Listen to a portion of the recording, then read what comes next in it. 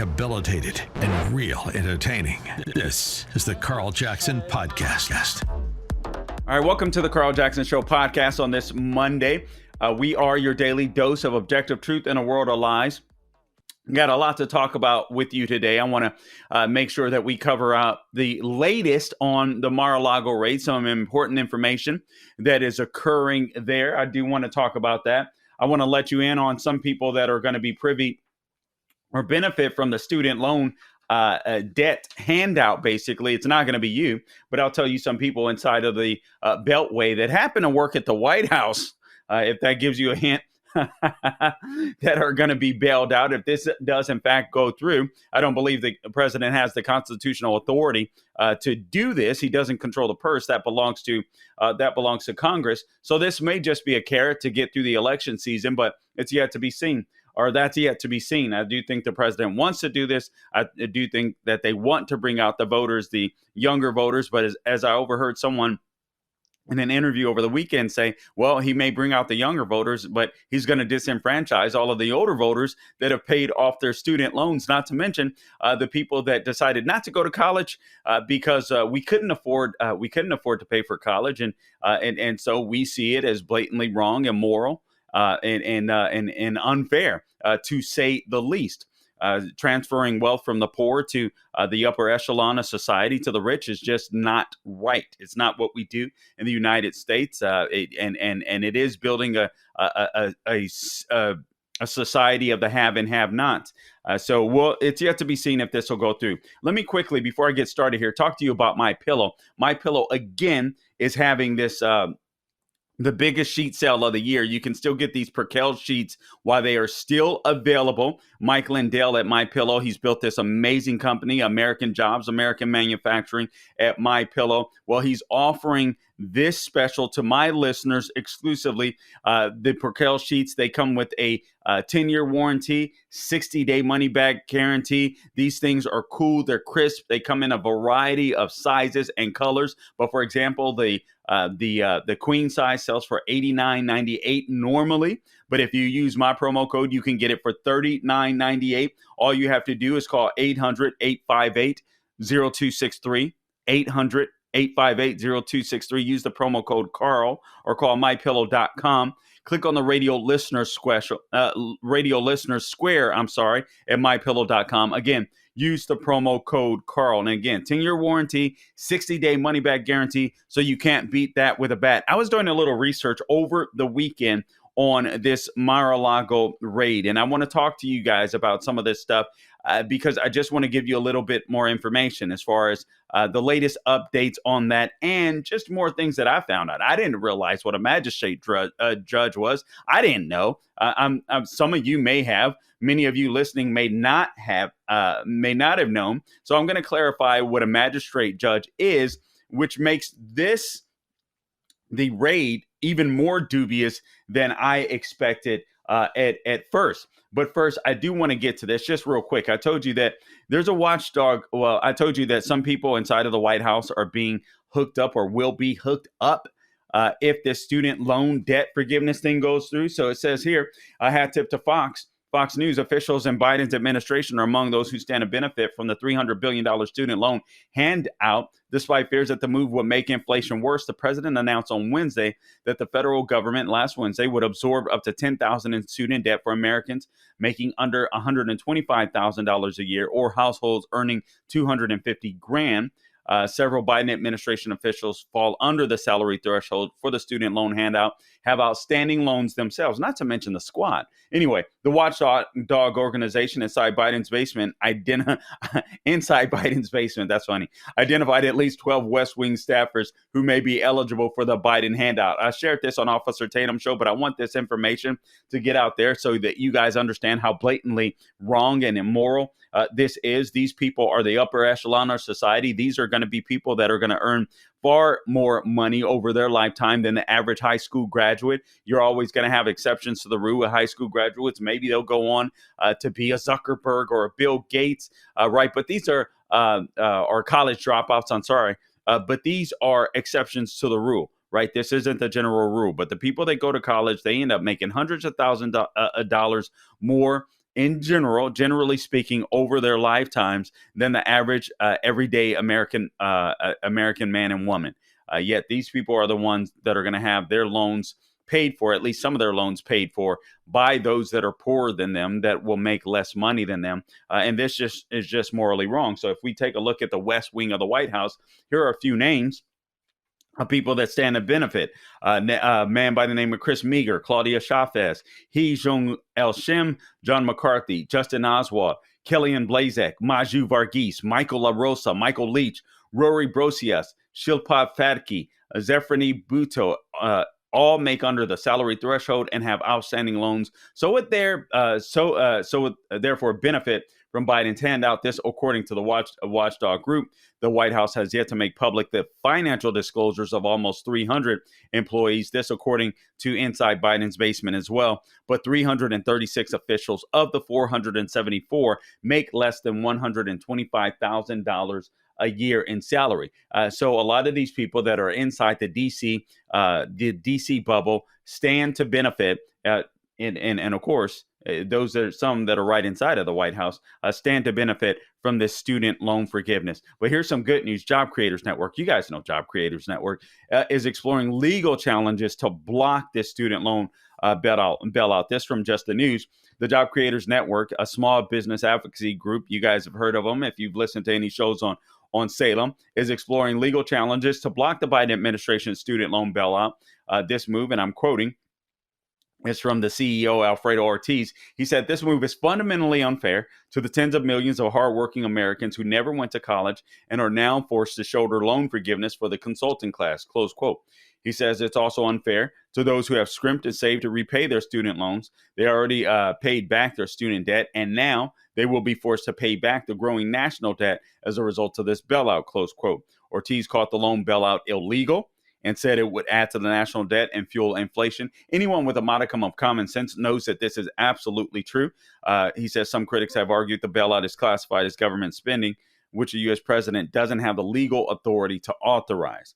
Ortiz also said that rather than addressing skyrocketing college costs, the executive action transfers taxpayers' dollars from average Americans to high earners with secondary education degrees. Forgiving debt incentivizes colleges, and I'm quoting, to continue rising costs and borrowers to continue not paying back loans. Everyday taxpayers are stuck with the tab. We have to take this. We have to take the student loan program out of the federal government's hands. Barack Obama did this initially back in 2009, 2010, when he flipped the script. It used to be that 80% of the loans given out for college students were they were private sector loans. 20% of that were federal government loans, and now it's completely flipped. Actually, even more so, because what Barack Obama did so brilliantly, because the federal government, remember, what the left wants to do is make sure that the federal government controls everything, so that they control every facet of your life from cradle to grave. So that is exactly what they're trying to do. But it flipped with Barack Obama. He made it where student loans, federal student loans, encompassed 80% of the student loan borrowers. And what he did is he placed high regulations on the private lenders, basically forcing them out of that business. And so the federal government ostensibly took it over, and this is what we have. And now, since these loans are guaranteed from the federal government, basically based on, because we back them, taxpayers back them, essentially, we stand to lose. But these institutions, these academic institutions can say, all right, well, these kids have the money to pay. What we're going to do is we're going to build onto our campuses. We're going to add other degrees. So you get all these social justice woke degrees that are completely unnecessary. People are going to get out of college and not make money. But these colleges and universities know that they can charge, 30, 40, 50 grand a year to get some of these people in college that have no business being in college, and charge them for it. Why? Because the federal government will lend people money to do so. So what you have to do is get rid of some of these woke degrees, some of these nonsensical degrees that aren't going to amount to a hill of being. The federal government should not be lending. They should not control the student loan process. And these institutions that lend out all of this money, they need to start diving into their endowments. That's what they need to start doing. I think Yale or Harvard, one of them, I can't remember which, has about over $40 billion worth of endowments. If they were forced to use their endowments, do you think they would offer degrees in social justice knitting? Obviously, I'm being facetious, but they offer some stupid classes, even in Ivy League schools. So this is absolutely insane. This must stop. This real quick. Something that I want you guys to be aware of, something that's on the radar. And I think I'm going to talk about this a little more in depth tomorrow. There's something that I notice about some of these women that are in power, these liberal women that are in power politically. They have such a dictatorial mindset. Kathy Hochul, Muriel Bowser. I'm going to get into that a little bit. Someone that was in office, and I want to give you guys a heads up on, for those of you that love the Second Amendment, is Gabby Gifford. Gabby Gifford has tweeted the other day that what are they called? Credit card companies need to start paying attention to people that buy ammo via credit card. She mentioned that the last 5 public mass shooters or so used credit cards in order to purchase lots of ammo, and so she wants the credit card companies to start cracking down. Now, this is fascism. When fascism is the government working in cahoots, right? Government working in cahoots with major corporations in order to force people to comply to their policies. This is fascism. This is what the Democrat Party is doing. Gabby Giffords is a part of that. For those of you that might be listening that are in Arizona, it's time for Senator Mark Kelly to be questioned on this. Does he agree with his wife? Now, we all know the answer to that. The answer is obviously yes. But be aware of that. That's what they're doing. That's what they're up to. All these ESG scores, all the government trying to force these corporations to comply in order to push their left-wing agenda. And some of these corporations are going right along with it. She called out Visa. She called out MasterCard. She called out American Express.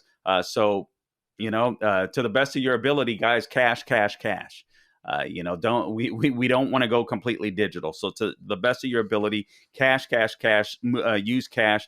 I'm going to talk more about this tomorrow, because there is something, I'm telling you, I understand that Democrats, we see it in Joe Biden. We see it in Barack Obama. We saw it in Eric Holder. We know that the left loves power. We get that.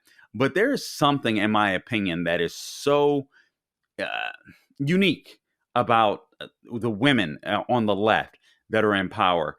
When they crack down and they want to force people to comply, they take no prisoners. And there's something to that, I think. And so I'm going to talk about that a little more tomorrow. But here's what I want to do. And tomorrow we're actually going to have a guest to break on the Mar-a-Lago thing, a legal guest to break it down. But I want to share with you my thoughts, some of the things that I read over the weekend that I think are interesting and worth mentioning. First off, it's important to know that Trump may be getting a special master, which is a good thing. Someone that will look at this thing independently, will look at all of the documents and independently and make sure that things are on the up and up. Let me read the headline here. This is from National Review. U.S. District Judge Eileen Cannon scheduled a hearing for Thursday to consider whether to grant a special master or a representative of the court who would single out the privileged material from the seized evidence at Mar-a-Lago. Cannon said she took the exceptional circumstances presented into account. The U.S. government, the defendant, and the litigation over the surprise search has a deadline of Tuesday, so tomorrow, to publicly respond to Trump's motion for judicial oversight and additional relief, including his request for a special master. This, according to the filing. Trump will then have a day to reply. A hearing on the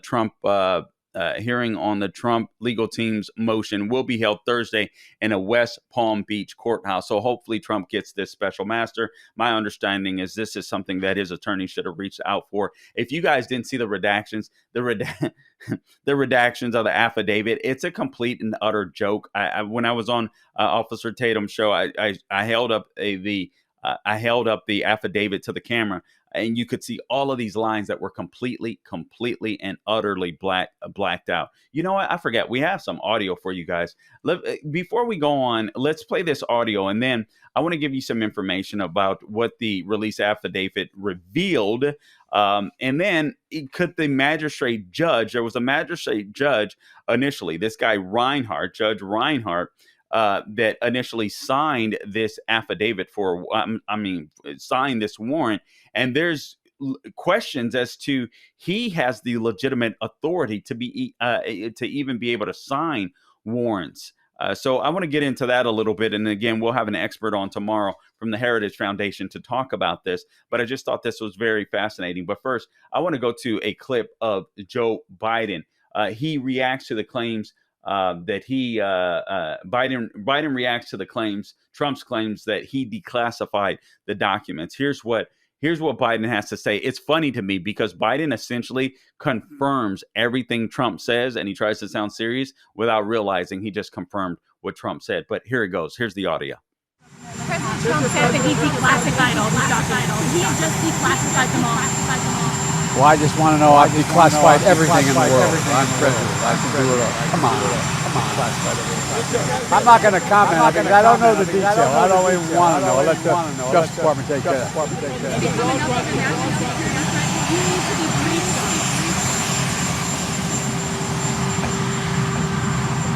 Mr. President, in simple terms, is it ever appropriate for a president to take home with them classified and top-secret documents? Depending on the circumstance. For example, I have in my home a cabined-off space that is completely secure. I'm taking home with me today today's DVD. It's locked. I have a person with me, military with me. I read it, I lock it back up, and give it to the military. Without a specialized area in classified documents, is it ever appropriate for a president to bring classified documents? Depends on the document. It depends on how secure it is. Semi-fast. What do you mean by semi-fast? You know what I mean. Mr. President. All right. Look at him. You know what I mean. He's look at that, winking a nod. That guy is the fascist. That is the guy that is working with big tech. That was another bombshell that dropped last week, at the end of last week, right? That Mark Zuckerberg, Facebook, was working in cahoots with the FBI to censor the Hunter Biden laptop story from Facebook. And I have no sympathy for Mark Zuckerberg at all, because it proved what we all knew all along, that they were censoring this information. So just to be clear, again, fascism is working the left when big government works with corporations in order to advance their policy agendas, That's exactly what the left is doing, and so. They're in bed together. That's fascism. That's what the left is. That's what the left is doing. Completely funny. And now, in my opinion, that video just basically confirmed everything that Trump said. First, Biden mocks him and says, "Come on, man, I have the right to declassify it." Whatever. He mocks him, right? And then essentially he says he's doing exactly what Trump did. He's taking. What did he call the PDP to his place of residence? There are officers there, Secret Service, I presume, that are there. He takes a look at it. People from the DOD. He takes a look at it. He locks it back up. Well, at Mar-a-Lago, Trump was working with the National Archives and the National Archives people. They gave him a lock. Right? They told him to lock stuff up. He locked stuff up. He was working with them over a span of months, and then they come back in with the raid. This is where things get very, very revealing. There was a column in the Federalist that I thought was very interesting, and it's entitled, "Can Magistrate Judges Constitutionally Issue Search Warrants Against Trump, or anyone else for that matter?" This is very important information. I didn't know this.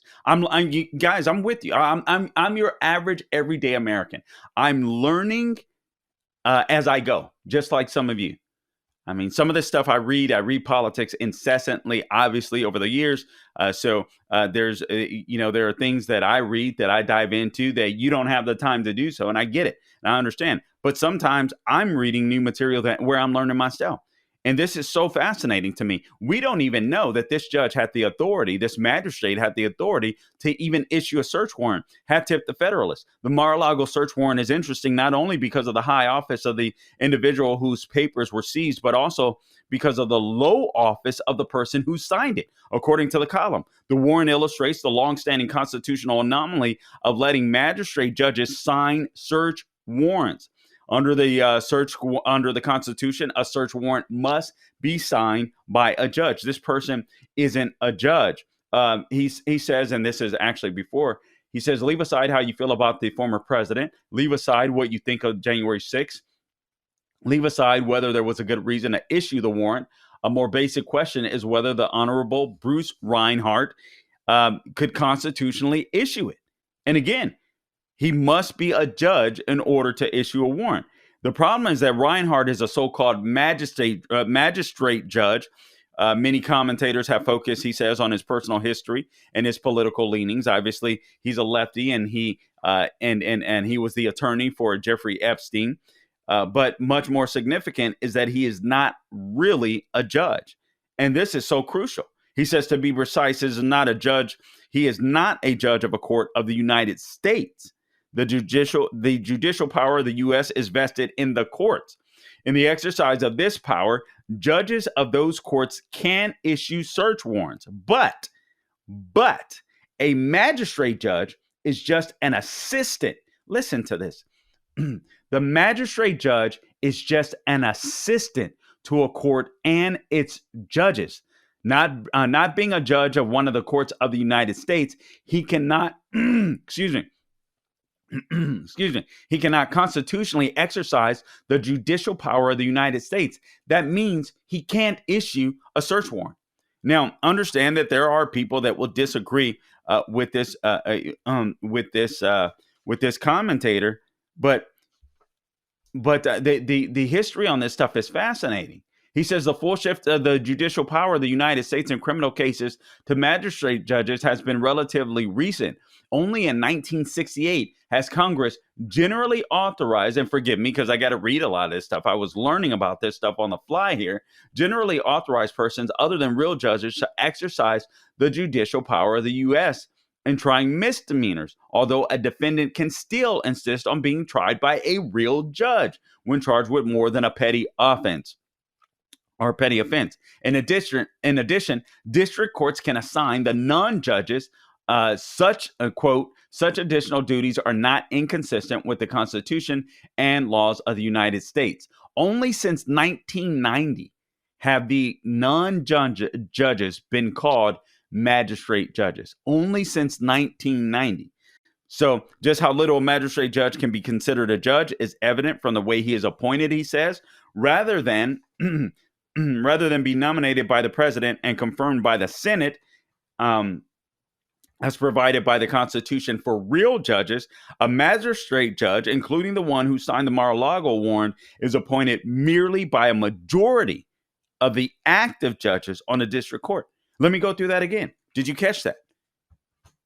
Just how literal a magistrate judge can be considered a judge is evident in the way he is appointed. So rather than being nominated by the president and confirmed by the Senate, as provided by the Constitution, for real judges, a magistrate judge, including the one who signed the Mar-a-Lago warrant, is appointed merely by a majority of the active judges on a district court. Now, the reason why I think this is important is simply for this reason. We have gotten so far out of the bounds, or so far out of bounds when it comes to the Constitution. It's time to rein this stuff back in. When you have people that can be obvious partisans that aren't accountable really to the people, and is ultimately nominated, if you will, or appointed by peers or a majority of active judges on the bench in a district court, I don't know. I think that leaves a lot of room for corruption, and we could see it in this case. They say not to be excused by contemporary doctrine, but what the contemporary doctrine, it says here, the initial justification for permitting magistrate judges to exercise judicial power is that they are merely adjuncts to the judges. By locating judicial power in the courts, the Constitution requires judges, not adjuncts, to exercise any binding judgment. A second issue on the line is that in England, some of the early states, petty offenses, a category including many misdemeanors, could be allocated to justices of the peace who were not regular judges and could not hold jury trials. This is where it originates from. The Supreme Court has relied on this history to exercise or to excuse shifting minor offenses to magistrate judge sitting without juries. I mean, this stuff is insane. So now we're getting to a point where we're losing our power, even in judgeships. Here's some more issues that we should be concerned about. It says here, by saying that the judicial power shall be vested in the courts, it not only places judicial power in the courts, but also makes the location mandatory. In other words, neither Congress nor the courts can transfer it elsewhere. So a magistrate judge's exercise of the judicial power in issuing a search warrant cannot be excused on a theory of delegation. Another thing that he mentions, and I'm just going, there's tons to read, but I'm not going to go through all of it. I feel so bad when I have to read so much, but I just want to make sure that you get this information. Very fascinating, very great column by this man at the Federalist. Another standard excuse for the criminal jurisdiction of magistrate judges is that defendants sometimes consent. Well, defendants may not know any better, right? But the Constitution mandates the location of the judicial power in the courts, and this is a structural limit. So it is difficult to understand how consent could justify the exercise of judicial power by persons who are not judges of the courts. Essentially, and this may be a kind of grotesque analogy, but we hear it all the time where these pedophiles have sex with some minor, and the minor consented. Well, the minor doesn't know any better. Right? So it's up to you as an adult to make sure you don't go chasing after a minor. And I feel like the same thing is happening here. A fourth conventional excuse is that the exercise of judicial power by magistrate judges is subject to district court supervision. This may perhaps be true when magistrate judges hold trials. It sometimes may even be true in an informal sense when they issue search warrants. A fifth issue that needs to be talked about, and final excuse, or a fifth excuse for magistrate judges is this, and final excuse is drawn from administrative law doctrines on neutral adjudicators, meaning not an auspicious foundation. From this perspective, magistrate judges can be used or can be trusted to the extent they are, quote, capable of competent and impartial performance. Impartial performance. Do you think this judge was impartial when it came to Trump? Do you think this judge was impartial? This was a guy that backed out of a case a couple of weeks prior or so, but he didn't back out of this one because he feared that it looked bad, but he doesn't back out of this. It says here, they are not independent in the same way as real judges. And this is why you have to look at this. And guys, it's an election season. If they were so concerned about papers that Trump had, classified documents that Trump had, they had plenty of time to go after President Trump, former President Trump. Here's another column. What release affidavit reveals about the FBI's Mar-a-Lago raid? Zach Smith, he's with the Heritage Foundation, and we're going to have him on. He's an attorney. He knows about this stuff, inside and out. We're going to have him on tomorrow morning to speak about this. But here's some of the things that he said. The warrant delineates 3 potential crimes: misuse of national defense information. He gives the sections, part of the Espionage Act. Also, obstruction of justice by destroying, altering, or falsifying records in connection with a federal investigation.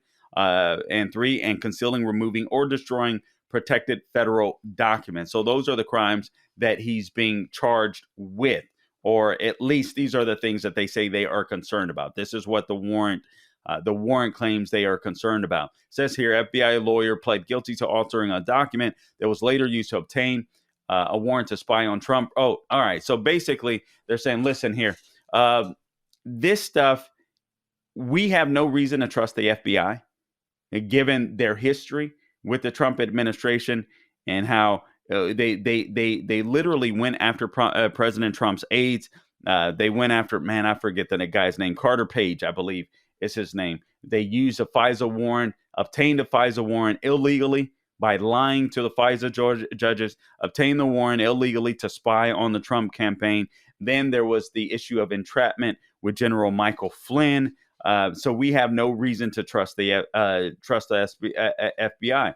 Here are some of the things that the Heritage Foundation is concerned about. As expected, the redactions are heavy, and as a result, the affidavit reveals little information. And again, I showed you a picture. If you watched Officer Tatum on Friday night, I mean, I have it in the other room with me. This thing is so blacked out, it's not even funny.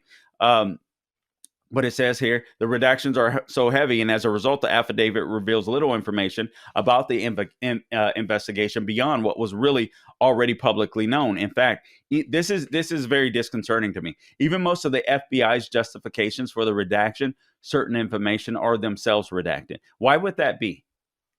Why would that be? Except that this is so trivial, it doesn't make any sense. Except that it's political.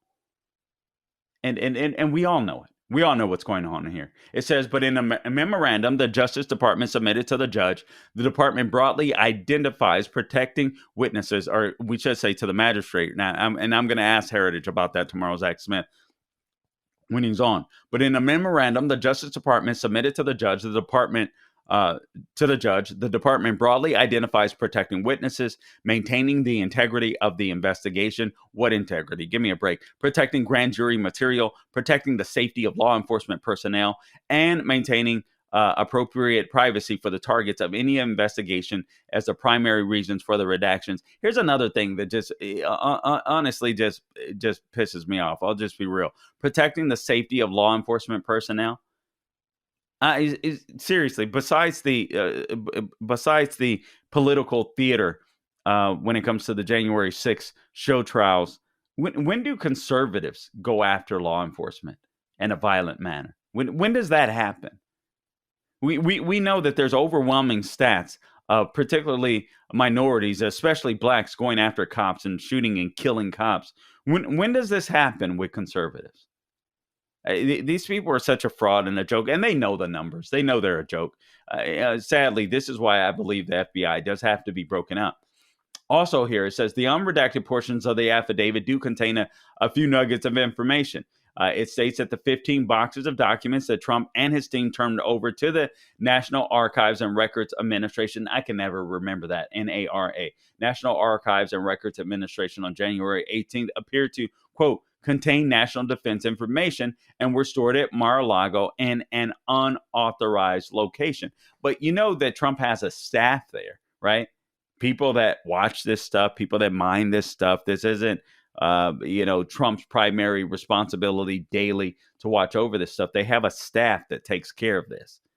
The affidavit also alleges that these, quote, highly classified documents were intermingled with other records, close quote, and that 14 of the 15 boxes, quote unquote, contain documents with classification markings. Now, it's amazing how the FBI didn't raid Chappaquiddick,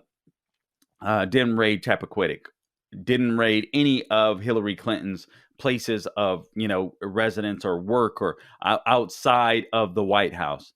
This was a lady, I believe it was 81, if I'm not mistaken, separate email chains with over 190 emails within those chains of classified material, and nothing. This is something that we're not going to get past too quickly here. So again, 15 boxes of documents that Trump and his team turned over to the National Archives and Records Administration on January 18th. The affidavit also alleged that these highly classified documents, quote unquote, were intermingled with other records.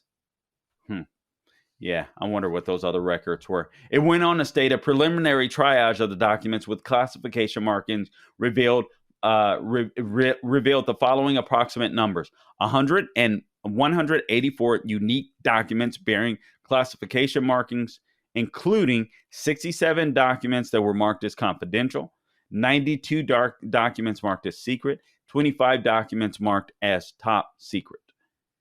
All right, so the president has sole authority to say what's top secret, what's not, what's classified, what's declassified. He's the commander in chief.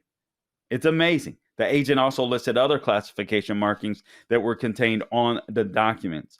Of course, the markings on those and other documents aren't necessarily dispositive of their classification status. As the Supreme Court has explained, a president has the constitutional authority to unilaterally classify and declassify most executive branch documents.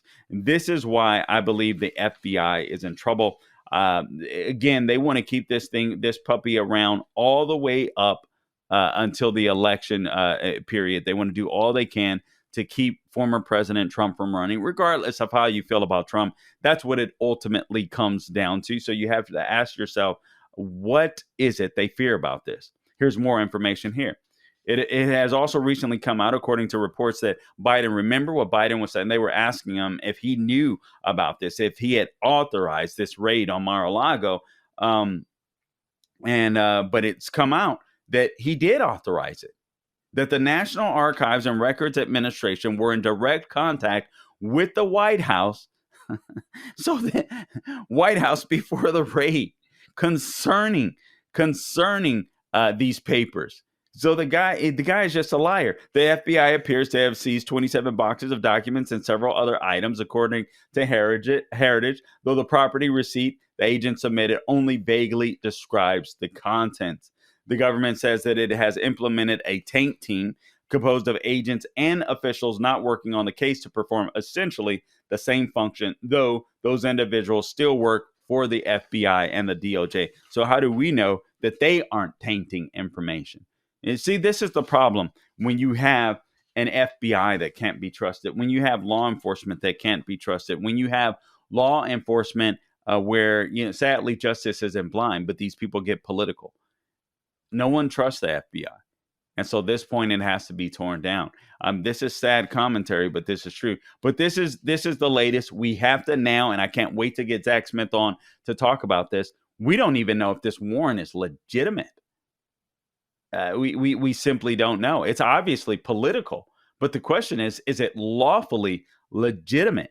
Now, I suspect that there are exceptions where that may be, but I just wonder if it's contested, if there's anything the Trump administration can do to contest it and force these people to show their hand and release the affidavit completely without it being blacked out. So no doubt this saga will continue on. No doubt about it. We'll press more into it. Don't forget, tomorrow I'm going to have Zach Smith on, a legal expert at the Heritage Foundation. We're going to dive deeply into this. I'm also going to talk about, again, I mentioned what's up with these left-wing women that are in power.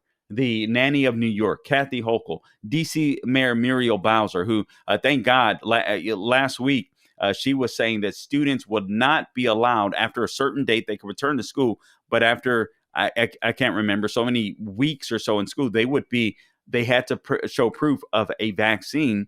And if they didn't, then they wouldn't be allowed to go to school. And not only would they not be able to go to the physical location of the school, there was no backup plan for online learning. So these kids would have just missed out in another, God knows how long, perhaps another year, perhaps months, I don't know, of learning. Yet again, there was so much pushback.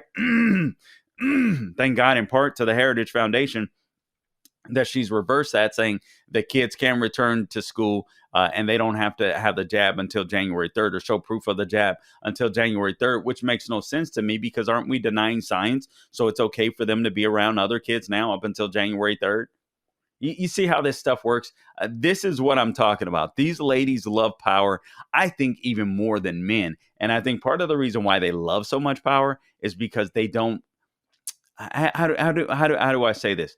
They've been taught for so long that men are a certain way. They're just machismo. They're toxic masculinity and all that kind of stuff. But then they get into these high positions, and I think they try to take on what they perceive manhood as, and they just become complete and utter jerks and dictators. So I want to talk about that a little bit tomorrow. Guys, I appreciate you tuning in to this episode of the Carl Jackson Show podcast. I hope that I offered you a little bit more information that you knew about this Mar-a-Lago raid, where the magistrate judges, can they even constitutionally issue a search warrant? I mean, that is a very, very big question. Again, we'll have the expert on from Heritage tomorrow to discuss it. Zach Smith, please don't forget to go to mypillow.com. Take advantage of, listen, my promo code applies to anything across the board on mypillow.com. Use the promo code Carl, any special they have on board. But if you are specifically interested in these percale sheets, variety of colors, variety of sizes, again, for example, the queen size $89.98, use my promo code, you get them for just $39.98. Now, again, you can get a twin set, you can get a king set, or whatever, California king. These discounts, deep discounts will apply. Just use the promo code Carl at mypillow.com or call them at 800-858-0263. You also get to support Mike Lindell, who's a patriot and a warrior for election integrity, providing American jobs, products that are built in America. It doesn't get better than that. Also, join me on social media, The Carl Jackson Show, wherever I am on social media, The Carl Jackson Show. I would appreciate that. And also, of course, subscribe, rate, review our podcast at SalemPodcastNetwork.com, TheCarlJacksonShow.com, or anywhere where you get your podcast. And until next time, guys, don't grow weary doing good. God bless you.